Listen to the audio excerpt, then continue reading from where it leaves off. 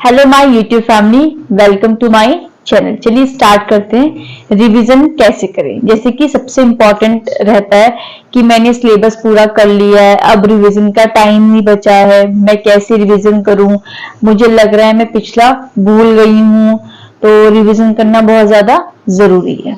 But जब हम पढ़ाई स्टार्ट करते हैं तो हम सिर्फ क्या करते हैं, बुक पे मार्क करते रहते हैं। अच्छा, यहाँ से ये वाला टॉपिक इंपॉर्टेंट है, या फिर हमने किसी डिफरेंट सोर्स से पढ़ा और बट हमने नोट्स अपने प्रिपेयर नहीं किए। अब हमें एग्जाम देने जा रहे हैं, तब तो पॉसिबल नहीं है कि हम उस बुक से भी पढ़ लें और हम जहां से भी हमने डिफरेंट डिफरेंट सोर्स से हमने रीड किया है, रिवीजन का हमारे पास टाइम नहीं है। अगर आपने जब भी जो टॉपिक पढ़ा है, आपके पास एक कॉपी है, एक पेन है, आपने उसके इंपॉर्टेंट पॉइंट को नोट किया है, तो जब भी आप एग्जाम देने जा रहे हो उससे पहले आप अपने नोट्स की कॉपी उठाओगे और आप फटाफट नोट से रिवीजन कर लोगे। देन आपको पूरा रिकॉल हो जाएगा, हाँ ये पढ़ा था मैंने और ये मुझे याद है। तो आपको करना क्या है, आप जहां से भी पढ़ रहे हो, आपको डिफरेंट डिफरेंट बुक को रीड नहीं करना। आप एक स्टैंडर्ड बुक, कोई भी एक बुक ले लीजिए जिससे आपको लग रहा है कि इसमें सारा सिलेबस है। सिलेबस को देखते हुए आपने उस बुक को सिलेक्ट किया और उस बुक से आपने पढ़ना स्टार्ट कर दिया। पढ़ने के साथ साथ आपने नोट्स प्रिपेयर किए। अब नोट्स आपके पास हैं, नेक्स्ट डे आपने नेक्स्ट टॉपिक को स्टार्ट किया और प्रीवियस का क्या किया, रिवीजन किया। सबसे इंपॉर्टेंट, हम लोग क्या करते हैं, हम लोग पढ़ने बैठते हैं और हमारे माइंड में चलता है कि अभी तो मेरी हिंदी भी नहीं हुई है, हिंदी का भी रिवीजन नहीं हुआ है और ये वाला पेंडिंग भी काम, ये वाला वर्क भी पेंडिंग बचा है, मुझे तो ये भी काम करना था। बट नहीं, जब आप पढ़ने बैठ रहे हो तो आप सारे काम छोड़ दो, ठीक है, वो काम आप बाद में करोगे। सिर्फ तब जितनी भी देर आपको पढ़ना है, 1 आवर 2 आवर, जितनी भी टाइम आपको पढ़ना है, सिर्फ आप फोकस करिए कि जो टॉपिक लेके मैं बैठी हूँ वो टॉपिक मुझे कंप्लीट करना है। फिर आपने इस टॉपिक को रीड किया, आपने नोट्स प्रिपेयर कर लिए, अब आप उठ गए, आप फ्री हैं, अब आप अपना काम कर रही हैं। तो जब आप अपना काम कर रही हैं, जो भी आपने पढ़ाई करी है उसको रिवीजन करते रहिए अपने माइंड में।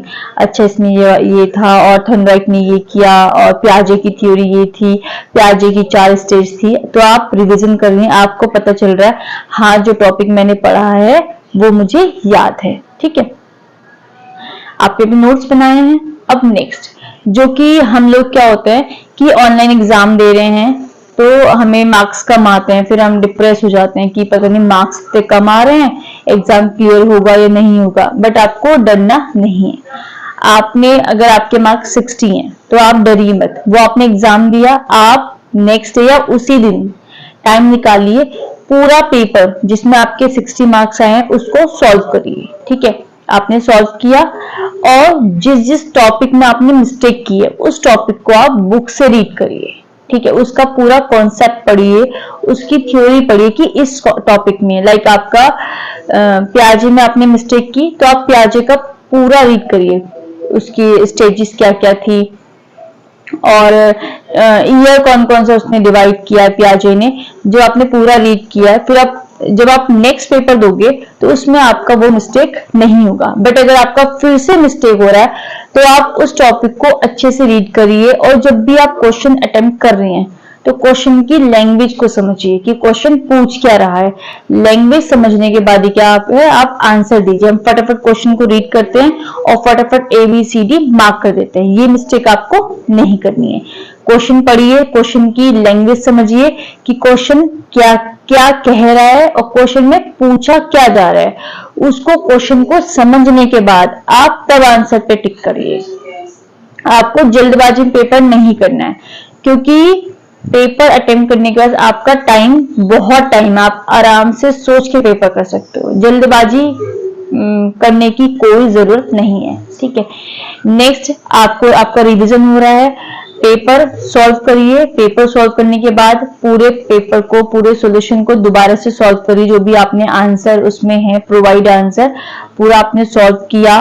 सॉल्व करने के बाद नेक्स्ट पेपर लगाइए। अगर कोई क्वेश्चन आप बार बार आपका रॉन्ग हो रहा है तो बुक उठाइए, उस बुक को दोबारा देखिए कि क्या मिस्टेक मेरी तरफ से हो रही है, कि ये टॉपिक मुझसे करेक्ट हो ही नहीं रहा है, तो उसको दोबारा से रीड करिए। और आपको रटना नहीं है, अगर आप रट के जा रहे हो मतलब आप सीडीपी के क्वेश्चन गलत करोगे। ठीक है, आपको कोई भी चीज रटना नहीं, आपको कॉन्सेप्ट को समझना है, क्योंकि जब आप कॉन्सेप्ट समझ रहे हो, आप थ्योरी समझ रहे हो, तो आप आराम से आंसर दे दोगे। बट अगर आप रट रहे हो, आप नहीं समझ रहे हो, तो आप वहां क्वेश्चन क्या कह रहा है, क्वेश्चन पूछ क्या रहा है, आप उसका आंसर ही नहीं दे पाओगे। ठीक है, तो हमें ये कुछ इंपॉर्टेंट चीजें याद रखनी है।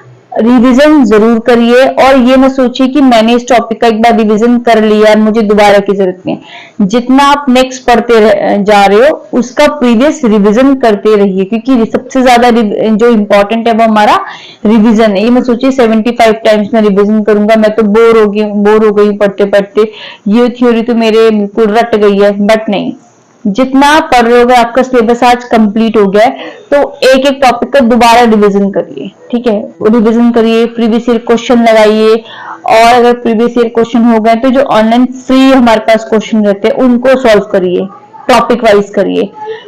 सपोज आपने मोटिवेशन के क्वेश्चन सॉल्व किए 10, अगर आपके 10 के 10 क्वेश्चन करेक्ट है, देन आपका जो मोटिवेशन का चैप्टर वो आपका कंप्लीट है। अब नेक्स्ट आप गए ग्रोथ एंड डेवलपमेंट पे, आपने ग्रोथ एंड डेवलपमेंट की ऑनलाइन क्विज सॉल्व की, सपोज उसमें 2-3 क्वेश्चन आपके रॉन्ग है, देन आप ग्रोथ एंड डेवलपमेंट के क्वेश्चन उसकी थ्योरी पढ़िए, आपने थ्योरी पढ़ी, देन आप दोबारा से उसको जो एग्जाम आपने दिया था उसको री एग्जाम करिए, दोबारा से एग्जाम दीजिए और देखिए जो 2-3 क्वेश्चन आपके गलत थे अब वो करेक्ट होने चाहिए, क्योंकि आपने पहले थ्योरी को पढ़ा है, थ्योरी को पढ़ने के बाद आपने दोबारा से एग्जाम दिया है। तो रिवीजन करिए, अपने नोट्स बनाइए, और नोट्स बनाने के बहुत फायदे होते हैं। आप नेक्स्ट डे आपका एग्जाम है, तो अगर आपने पूरे नोट्स आपके प्रिपेयर, आप फटाफट उनको रिवाइज कर सकते हो। ठीक है, यही वीडियो थी, यही अपना एक्सपीरियंस मुझे आपके साथ शेयर करना था, और आई होप आपको मेरी वीडियो अच्छी लगी है।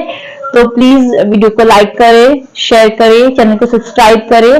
Thank you so much for watching my video. Bye bye.